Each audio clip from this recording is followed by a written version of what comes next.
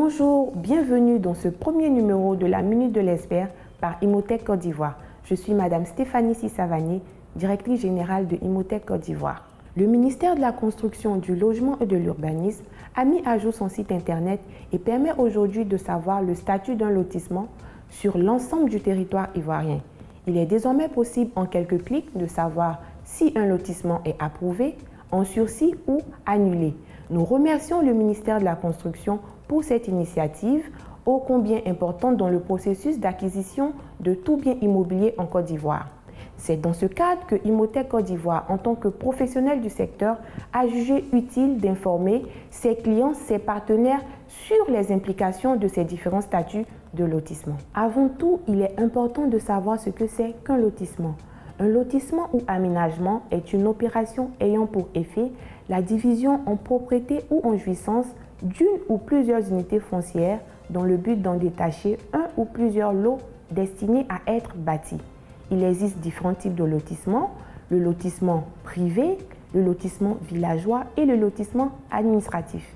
Le lotissement privé est un lotissement initié par un propriétaire inscrit au livre foncier et soumis à l'administration. Un lotissement villageois est un lotissement initié par une communauté villageoise et soumis également à validation de l'administration. Et enfin, nous avons le lotissement administratif qui est initié par l'administration, soit par le maire ou le sous-préfet de la localité. Quelle est la procédure à suivre afin de faire approuver sa parcelle? La procédure dans laquelle doit s'inscrire tout aménageur consiste à déposer un dossier de demande d'approbation auprès des services du guichet unique du foncier et de l'habitat du ministère de la Construction, du Logement et de l'Urbanisme. Pour qu'un lotissement soit approuvé, peu importe le type, le requérant devra fournir la documentation suivante. Le dossier administratif, constitué de la demande de lotissement, la transmission de la demande par le sous-préfet ou le maire de la localité avec un avis motivé, une attestation de propriété coutumière ou un titre de propriété, c'est-à-dire un ACD ou un titre foncier.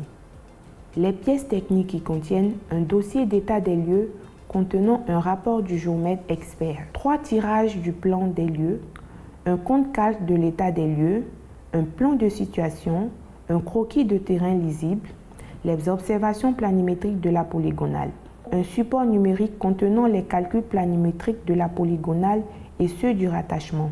Enfin, il faut un dossier d'immatriculation globale au nom de l'État contenant un calque foncier.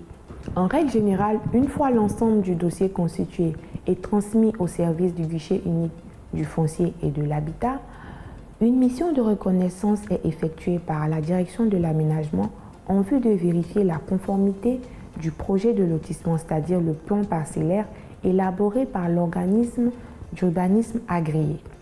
Ensuite, une enquête de commodo et incommodo est effectuée dans le cas d'un lotissement villageois ou administratif.